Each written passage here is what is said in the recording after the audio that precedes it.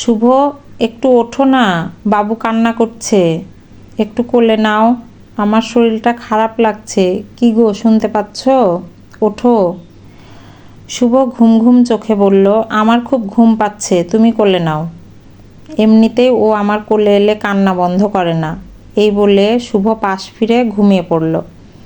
রিমি অসহ্য মাথা যন্ত্রণা নিয়ে 3 বছরের ছোট্ট সন্তানকে কোলে নিয়ে বসল, কিন্তু বাচ্চাটি কান্না বন্ধ করল না। তাই রিমি বাচ্চাকে কোলে নিয়ে রুমের বাইরে পায়চারি করতে লাগলো। টানা 1 ঘন্টা পায়চারি করার পর বাচ্চাটি ঘুমালো।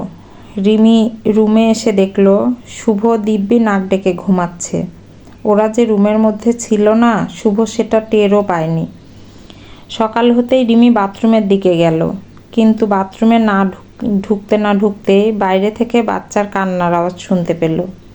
রিমির সন্তান বিট্টু কান্না করছে।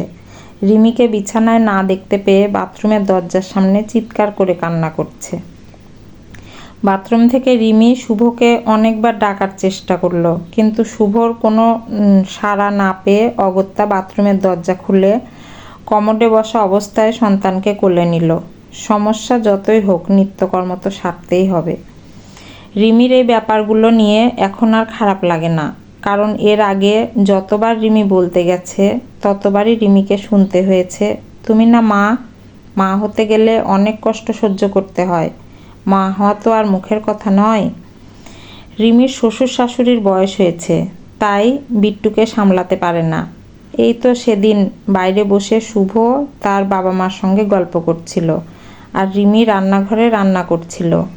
হঠাৎ বিট্টু রান্নাঘরে গিয়ে মাকে বিরক্ত করতে শুরু করলো।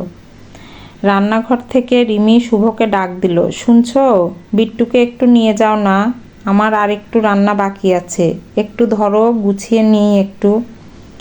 শুভ বিট্টুকে রান্নাঘর থেকে নিয়ে গিয়ে সোফায় বসিয়ে দেয় আর নিজেরা নিজেদের মতো গল্প করতে শুরু করে। তাই দেখে বিট্টু আবার মায়ের কাছে চলে যায়। কি গো, তুমি বিট্টুকে একটু রাখলে না? বিট্টু আমার কাছে থাকছে না, কি করি বলো তো? রান্নাঘরে বিট্টু দুষ্টুমি করতে করতে মাথায় হঠাৎ আঘাত পায় এবং খুব জোরে কান্না শুরু করে। তখন বসার ঘর থেকে সবাই দৌড়ে আসে রান্নাঘরে। রিমির শাশুড়ি বিট্টুকে কোলে নিয়ে বলেন, কি করছিলে বলো তো? মন কোন দিকে থাকে তোমার? বাচ্চাটাকে একটু লক্ষ্য করতে পারো না? রিমি তখন বলল, আমি তো রান্না করছিলাম, কিন্তু আপনারা তো বসে বসে গল্প করছিলেন, তারপরেও বিট্টুকে একটু রাখতে পারলেন না? কি করব, তোমার ছেলে যদি আমাদের সঙ্গে না থাকে তাতে কি আমাদের দোষ? আমরাও সন্তান মানুষ করেছি, আমাদের বেলায় সন্তান ধরার কেউ ছিল না, সেই তো আমরা সন্তান সামলেছি, বাড়ির সমস্ত কাজকর্ম করেছি, শ্বশুর শাশুড়ি সেবা করেছি।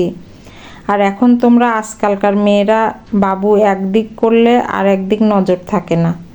শোনো, মা হতে গেলে অনেক কষ্ট সহ্য করতে হয়, এমনি এমনি তো আর মা হওয়া যায় না। রিমি এই কথাটা শোনার পর আর কিছু না বলে বিট্টুকে কোলে নিয়ে ব্যথার জায়গায় মলম লাগাতে লাগলো।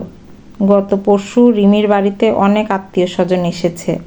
একা হাতে রিমি সমস্ত রান্নাবান্না, খেতে দেওয়া, বাসন পরিষ্কার করা সব কিছুই করেছে, তাই শরীরটা খুব ক্লান্ত লাগছে। রিমি বিশ্রাম নেওয়ার জন্য সবে একটু যেই বসেছে, রিমির শাশুড়ি বিট্টুকে রিমির কাছে দিয়ে গিয়ে বলল, এই নাও তোমার ছেলেকে, এতক্ষণ রাখতে আমার দম বার করে দিল, এবার নাও তুমি তোমার ছেলেকে। রিমি ভেবে দেখল এটা তার সাথে সবসময়ই হয়। কাজ করার সময় বিট্টুকে যদিও বা ভুলিয়ে ভালিয়ে রাখে, কিন্তু রিমির বিশ্রাম নেওয়ার সময় বা খাওয়ার সময় ঠিক বিট্টুকে দিয়ে যায়। রিমি কিছু বলতে গেলে একটা কথা শুনতে হয়, তুমি না মা। আসলে আমরা কিছু কিছু মানুষ ভুলে যাই, মায়েদেরও শরীর খারাপ হয়, মায়েদেরও বিশ্রামের প্রয়োজন হয়, মায়েরাও ক্লান্ত হয়ে যায়। না, মায়েদের সব কিছু সহ্য করতে হবে, কারণ একটাই, তুমি মা।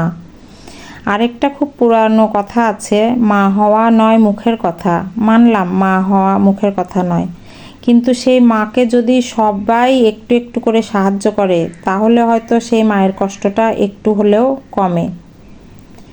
কলমে সুষমা বাগ প্রধান, কণ্ঠে লাবণী সাহা।